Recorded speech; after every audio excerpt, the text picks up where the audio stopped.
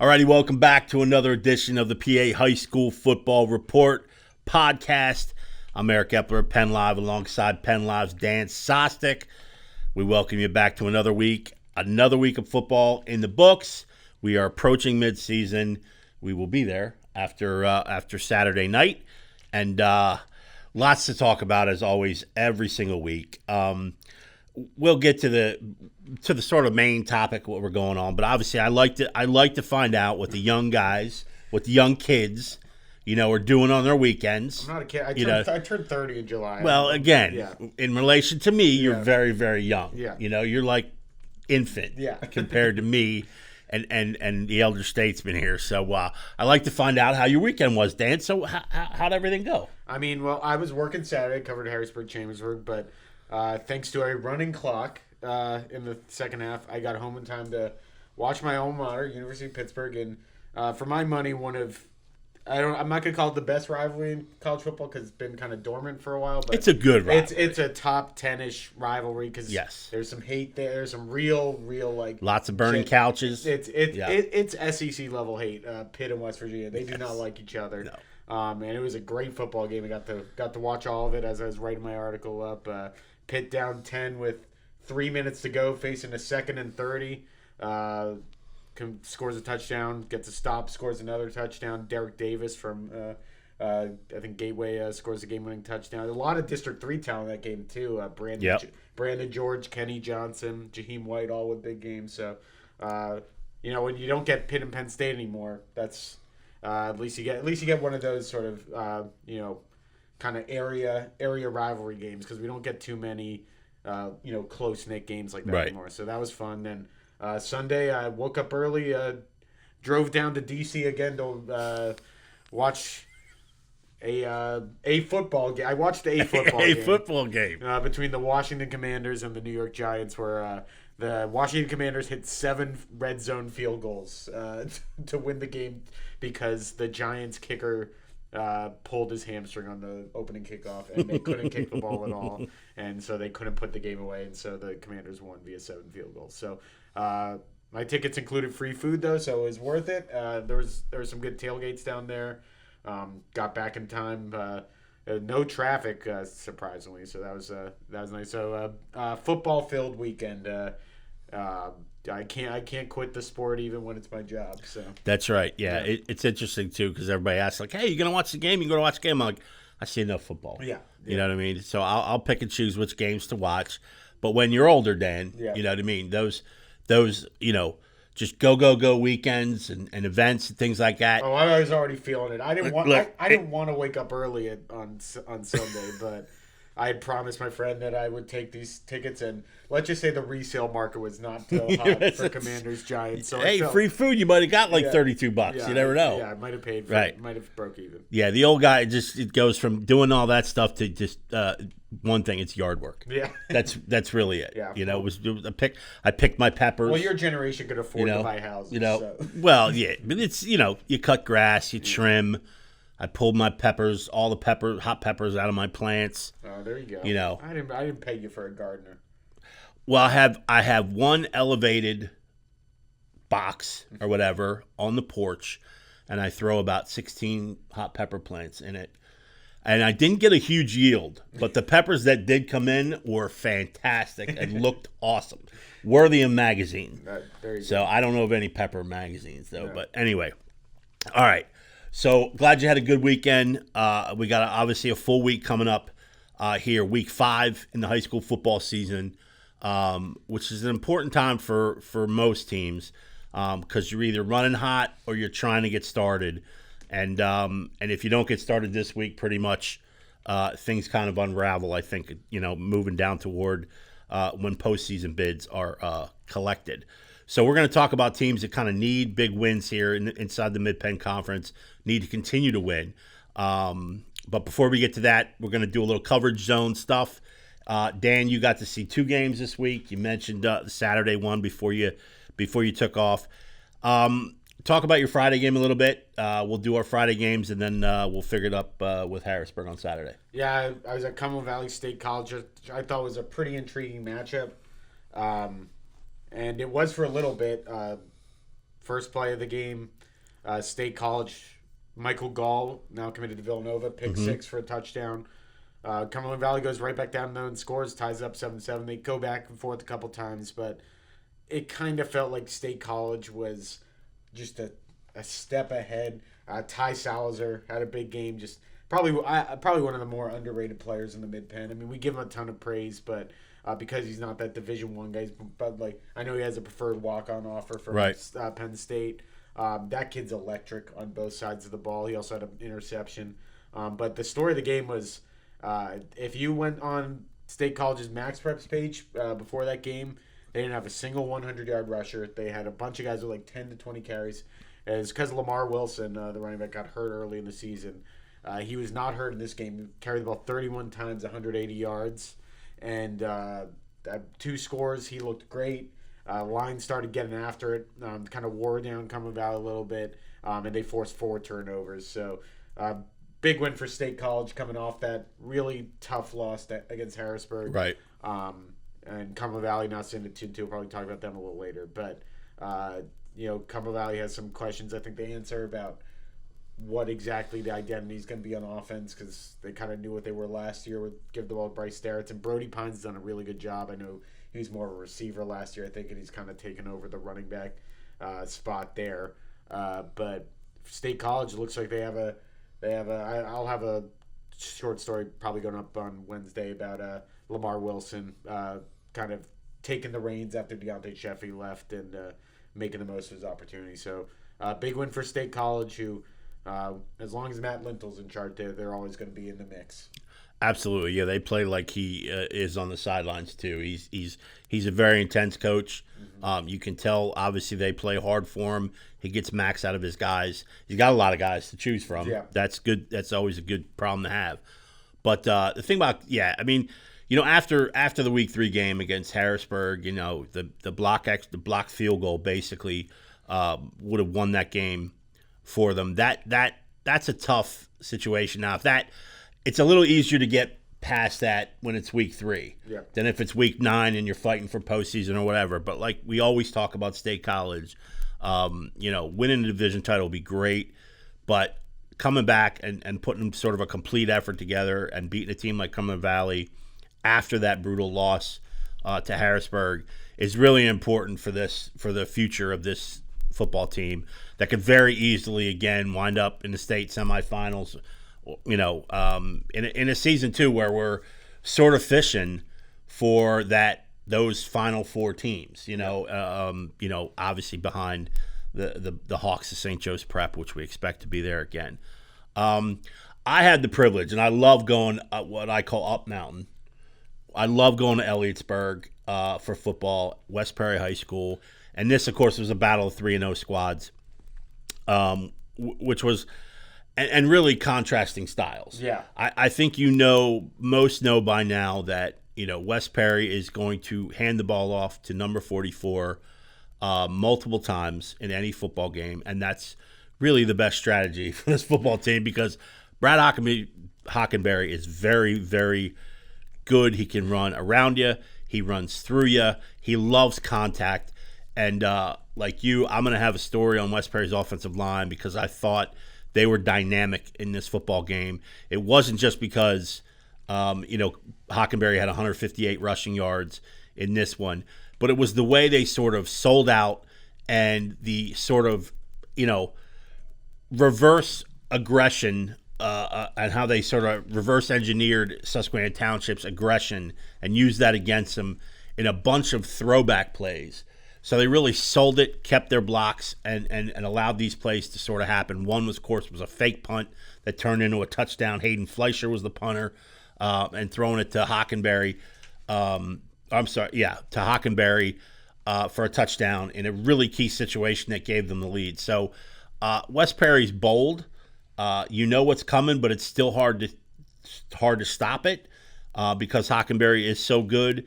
And, of course, that offensive line, I thought that just deserved a bunch of credit for a 31-14 win. West Perry now 4-0. Susquehanna Township, that was their first loss, of course. A lot of football left, but, man, this is the kind of win that, I think everybody across the board from us the 6 prognosticators, I think we all had Susquehanna Township winning this football game. Yep. And that was and Devin Whitfield likes posting those beforehand. Did he? Did he post? Okay. I mean, Devin posts them every week, even if we pick him. All right. He just Devin's obviously one of the best guys. Oh yeah, in absolutely. The business, and I don't think he does it as anything other than just letting people know. But hey, when we're wrong, we'll take our lumps. We'll take our lumps. I always tell the guys too, if I'm interviewing somebody from the winning team and I picked against them, I say, listen, I never mind when you guys shove the pick, you know where. Yeah, that's why we do it. You know what I mean? And all the time, the guys all just laugh. They're like, it's fine. You know what I mean? It's like they're right. Most times they probably rather they don't. When you pick for them, they don't care, and then when you pick they pick against you, they're happy because it motivates them. But but you said that you love going down there. I'm jealous because I don't get service. I've always mentioned it. It's a little tough. It's a little squirrely. Mine's pretty good there. I have AT&T. They've told me flat out. I don't think there's a tower close to that, but I have Verizon, and it's usually pretty good. All the tweets went through pretty good. I actually filed the story from my car in the parking lot. Now I will tell you this. When you do that, when you're the last one there, and all the lights are off, it is dark. Yeah, oh yeah. It is, moon dark there. You better make sure all the dust is off your lights. But yes, I think Bob Bowden won our Coach of the Year 2 years ago, I believe. Yeah. I mean, is it too early to say he's a contender for this year? I mean, I honestly think too that knowing the Susquehanna Township staff too.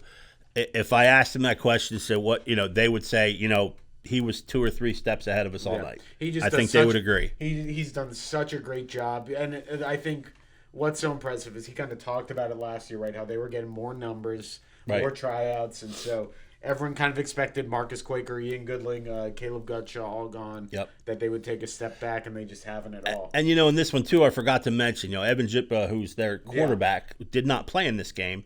Cole Brown stepped up. Cole Brown said, I haven't played quarterback since my sophomore year. Yeah.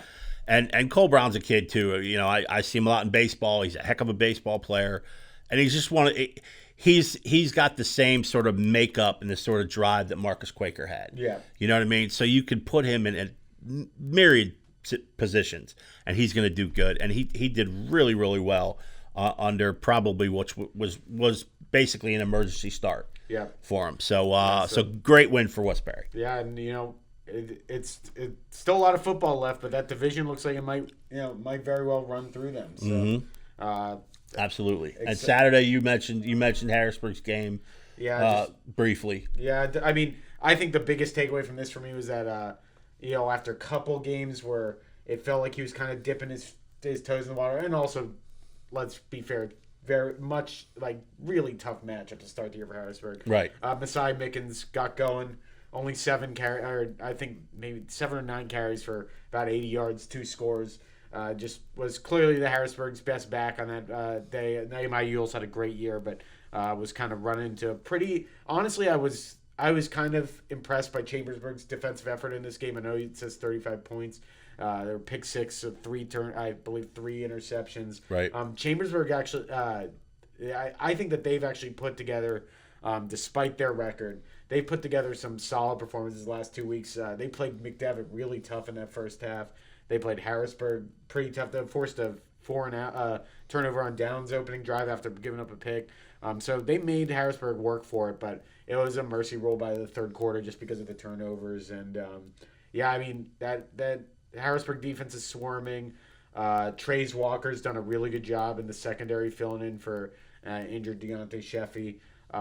Just another example of every year Cal Everett's got those guys playing, just constantly getting better as the season goes, and still not satisfied and just looking for more. So if they get Messiah Mickens going and then they get Kevin Brown back late in the year, you're starting to look back at and see the recipe for a long postseason run. Well, it's also key to get Messiah Mickens going is Kevin Brown, obviously, one of the best offensive linemen that we have in the state. Yeah. So, and obviously that aggressiveness he brings on the defense too. Yeah. So I mean that's a big loss for them. I'm not sure what Kevin's timeline is, Yeah, if at all. I know he was on. I know he was on some sort of scooter last week, and he wasn't he wasn't this week. So yeah. So it appeared like he, we don't want to say he did have surgery, but yeah. It appeared that last week, he was on the scooter, and his foot was obviously taped up.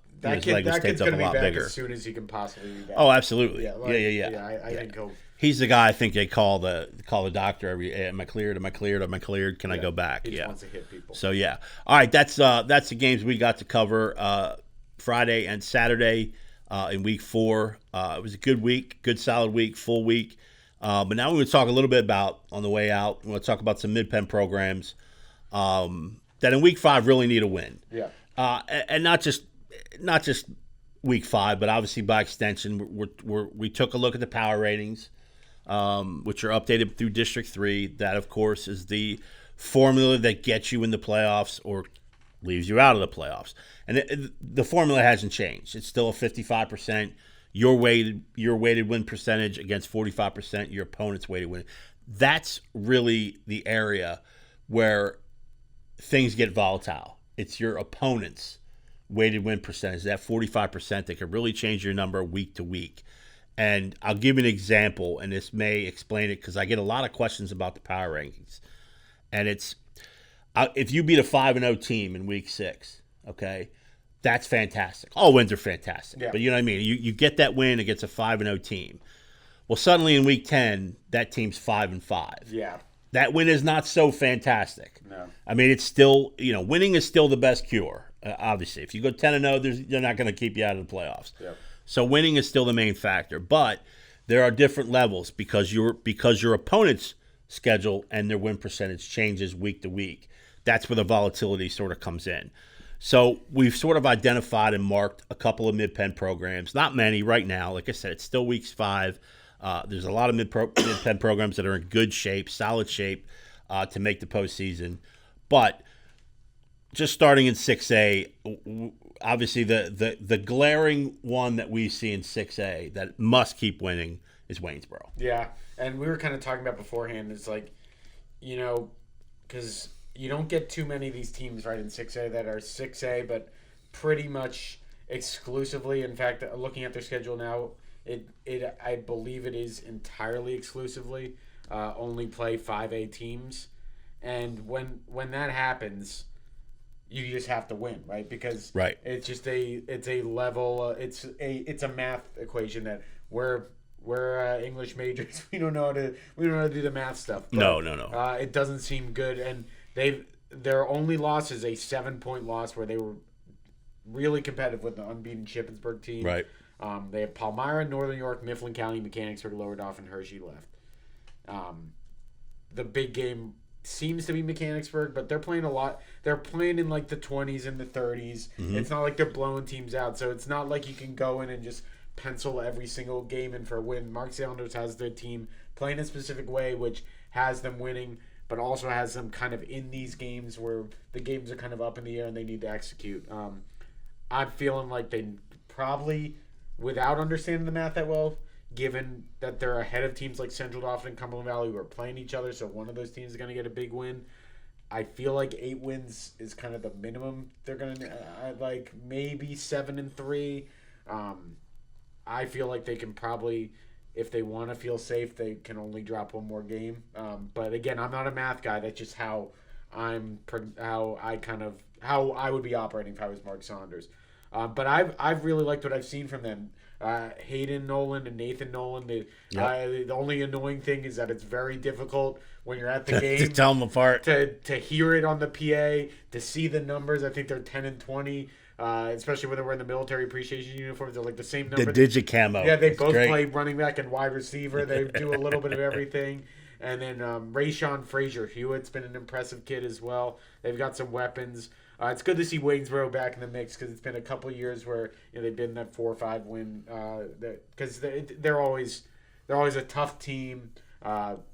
Always love those yellow and blue. The unis. Their kits are cool. Yeah, and a good environment down there as well, and they care about football down there. So it'd be cool to see Waynesboro in that 6A bracket because it probably going up against a tough team like Manheim Township or something. They make it, but good on Mark Saunders, year 2 back at the helm. So, yeah, it'll be a big game for them. Yeah, and the big plus for them, too, is the opportunities there. I mean, you've got a 4-0 Mechanicsburg team that you're going to play in a couple of weeks. Yeah. Lower Dauphin, I believe, is 2-2 right now. Hershey is 3-1. They're all on your schedule in 3 straight weeks. Yeah.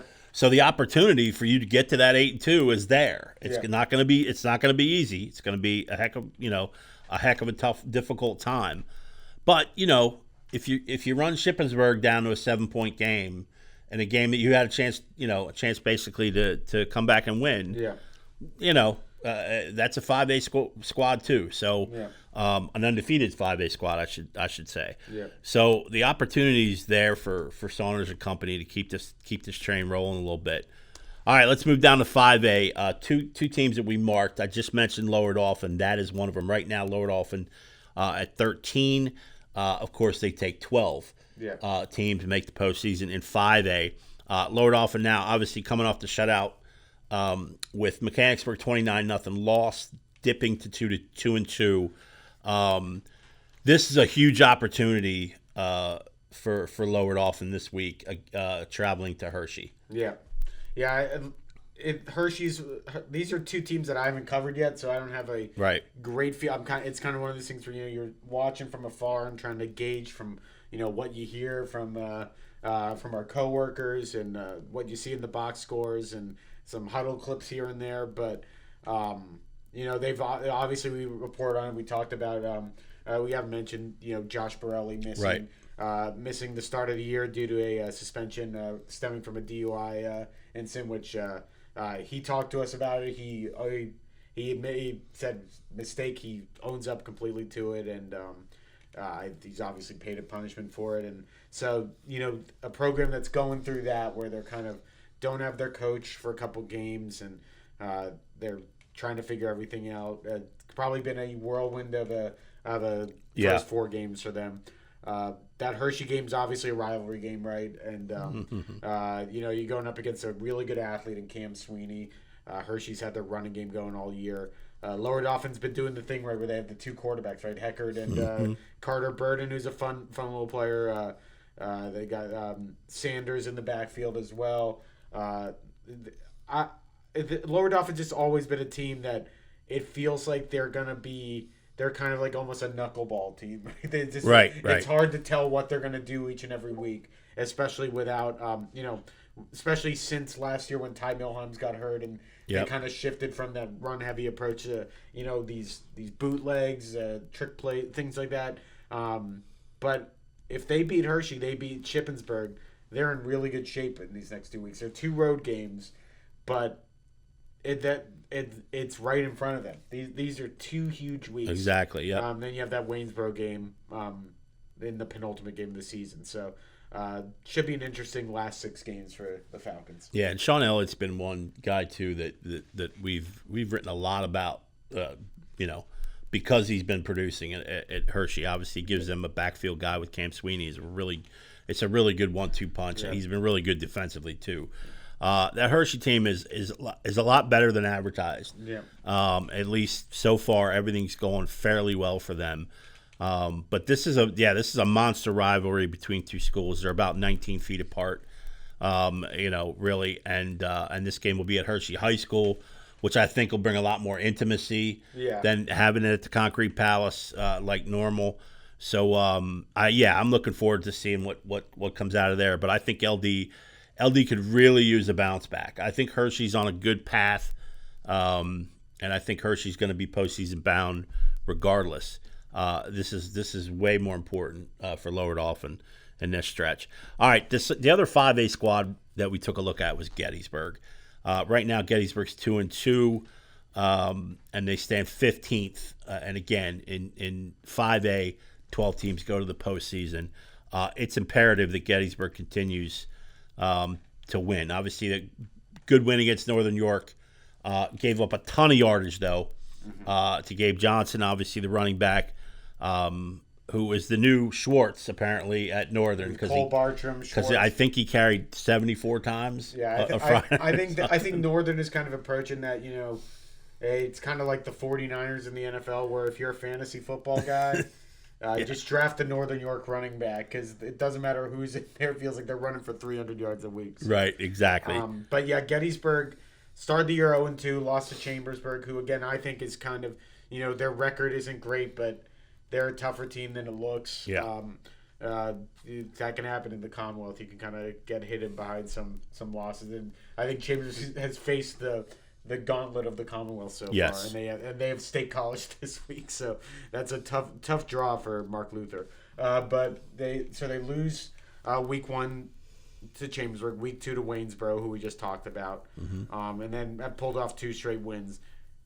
I think it's pretty safe to say if they want to make the playoffs, they got to win this week. They got to.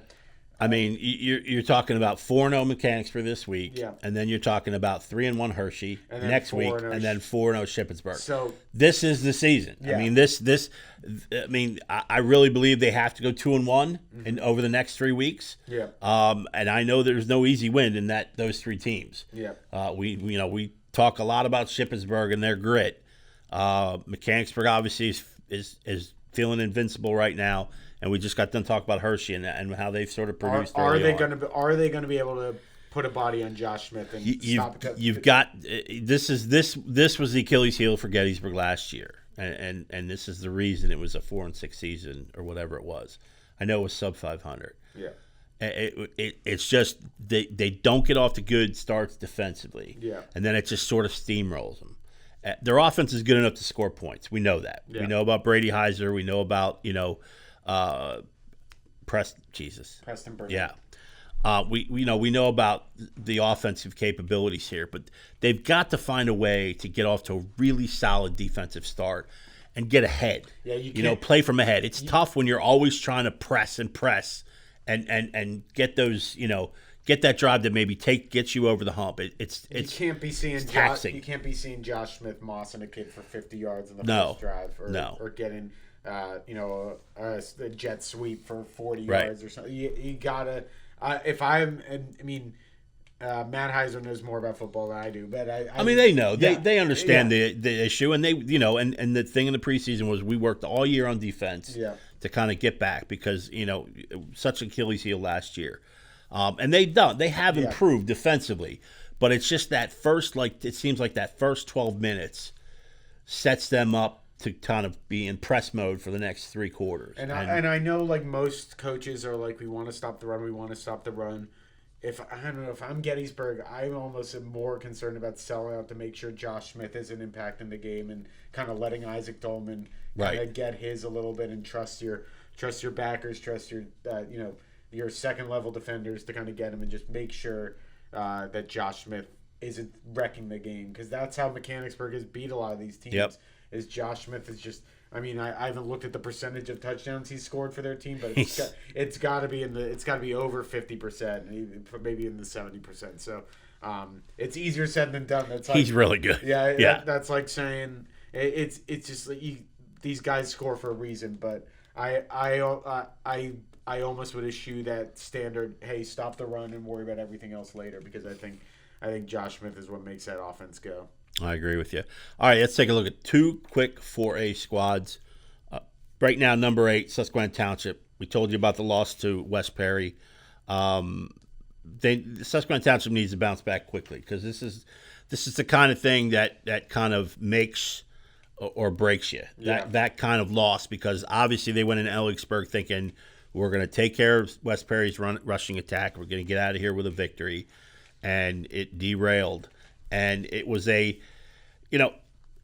was a dominating performance. Yep. Torrin Evans, one of the most honest players that I've ever talked to and interviewed. He'll probably tell you, listen, I wasn't on. Mm-hmm. We did not have a good rapport with my receivers. They didn't run the ball particularly well. They tried to get Lex Cyrus the ball. He had 6 catches, I think, right around 70 yards. They ran him on a few stretch plays, but they did not allow West Perry did not allow them to break the huge gain and get those chunk yards that Susquehanna Township gets. So, they're going to have to, kind of go back to the drawing board a little bit, I think. And obviously they have the talent to rebound. I mean, I think preseason we're looking like 8-2 or 9-1 for this Hannah team. We had a lot of them projected them to be the division champion. So it's not like they're out of it, but it's just I think a critical moment for Susquehanna Township to kind of take the bull by the horns and sort of press through it. Yeah. We'll see. Big game this week at Steel High. So which is again a kind of a team that it's still kind of hard to gauge how good exactly Steel High is, right? Because there's just so many new pieces on that team, so it's hard to judge them for their wins, and it's hard to judge them for their losses either, right? You're kind of just. It's almost one of those teams that you're just waiting to see the full body of work, right? Because and I'm a little surprised they're 3-1. To be honest with you, I mean, I know the schedule is going to get going to continue to be difficult. Big win against Upper Dauphin last week. Yeah, and they're seeing different schemes. They're playing against a lot of different schemes now with the division shuffled this year. So yes, they're in a classification with teams that used to be in the Liberty, but those are a lot of different schemes. You got to learn a lot in the 3 or 4 days of practice to kind of get ready. And so far, they've stemmed the tide pretty well. Yeah. I don't know if anybody would have thought they'd be 3-1. No. Right now, I thought 2-2 might have been the best, but it's still high, man. They got athletes. They do have some talent, and they play hard. So they're going to be in the mix for a long time. Yeah. So and then the other, obviously Susquehanna Township's also got the East Pennsboro game, which. East Penn's going to give everyone kind of a tough game. That defense is really coming on with John Denniston, and that Trinity game's probably going to be that Trinity game's going to be a big circle on the schedule because Trinity's another team that kind of like Steel High we weren't sure about, but it's looking like they're going to be a tough out as well. Yeah, we're not too far off from our last team. They're not too far off from 4-0, Dan. Yeah, and I would not have said that about Middletown. Yeah. Going into the season. Yeah. I'm very impressed with what Middletown has had to do. I know Boiling Strings is struggling right now, but Middletown just came off 33-7 victory to move to 2-2 on the season. Again, West Perry is going to be a tough assignment this week. Susquehanna Township is going to be a tough assignment for them next week. But to be at this stage, 2-2 in the sort of rebound season, for Scott McGovern and the Raiders, I'm pretty impressed with what they're doing so far. Yeah.